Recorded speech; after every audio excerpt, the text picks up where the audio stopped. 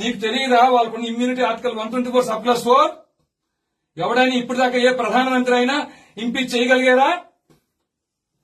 77 IPC 197 CrPC వాళ్ళ రక్షణ కవచాలు తెలియదా మీకు? భగవద్గీత 18వ అధ్యాయంలో 17వ శ్లోకం ఉన్న యస్య నాహంకృతో భావో బుద్ధిరేష నలిపితే హత్వాపి సహిమాన లోకాన్ని హంతి ప్రయోగించే అవకాశం మాకు లేదా?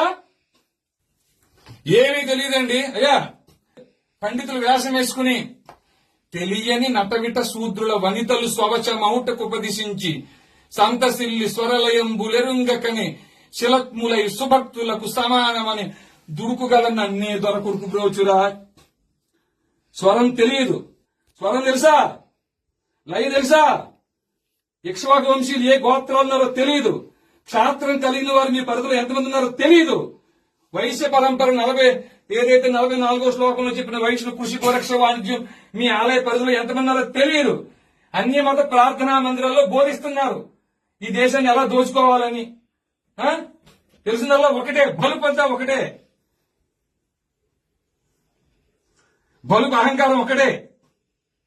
ఏం మీ స్వామి ఎప్పుడు దదుర్బాణాలు పట్టుకొచ్చి మీ మాటలు వినడం ఉన్నావా నువ్వు? ఈ అర్చక పురోహితులు మీ పని ఇది. మీ ఆలయ పరిధిలో క్షాత్రం కలిగిన వారు ఏ గోత్రాల్లో ఉన్నా, వైశ్య పరంపర వారు ఏ గోత్రాల్లో ఉన్నా ధర్మస్థాపన కోసం కలిలో రామరాజ్యం ఏర్పాటు అయింది. భగవద్గీత 4వ అధ్యాయం 7-8 శ్లోకాల ప్రకారంగా. అయ్యా, వీళ్ళు అనుకుంటున్నారు ఏమిటి?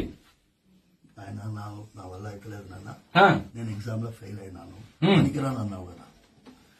పనికిరాను చెప్పింది వింటూ నేర్చుకో. ఇలా చూడు, వింటున్నాను. అవకాశం ఇస్తున్నా, ఉగాది వరకు సమయం ఇస్తున్నా నీకు. రామరాజ్ ఉన్న అంతా పక్కన పెట్టు, రామరాజ్య స్థాపన కోసం పనిచేయి. ఆ తర్వాత లేదా ఎవరో కాపాడతారు, ఎవరో చేస్తారు, రిట్ పిటిషన్లు, ఎస్ఎల్పీలు వేస్ట్. క్యూరేటివ్స్ దాకా ఉన్నాయి, వాళ్లే దొంగలు. ఏ న్యాయమూర్తులైతే అన్బ్రైడల్ పవర్స్ తో ఆర్టికల్ 124(4) అని ఇమ్యూనిటీతో 77 ఐపీసీతో జడ్జెస్ ప్రొటెక్షన్ యాక్ట్ తో ఇట్లాంటి రక్షణ కవచాలు పెట్టుకు విర్రవీగుతున్నారా? రక్షణ కవచాలు బ్రేక్ చేయడం కోసం వచ్చేవాడి అయ్యా మేము కూడా. అయ్యా వింటున్నారా? మేము వచ్చిందే న్యాయ వ్యవస్థ తోలు తీయడం కోసం. వాళ్ళ దగ్గరికి వెళ్ళి భిక్ష పడుకుంటావు నువ్వు, వెళ్ళి వాళ్ళ దగ్గరికి వెళ్ళి రిట్పిషన్లు వేసి వాళ్ళు కొట్టేస్తే ఇంపీచ్మెంట్ చేసే అవకాశం నీకు ఆర్టికల్ 124(4) ఇచ్చిందా? ఇచ్చిందా మీకు? కలిని బంధించడం కోసం వచ్చామని ఆయన మేము వచ్చింది. అయ్యా, మీ రావడం అందం మాకు లేకపోవచ్చు నాయన, కానీ మమ్మల్ని పంపించిన వాడు హరిగుణ మణిమయ స్వరములు గళమున శోభిల్లు భక్త కోడులిలలో హరిగుణ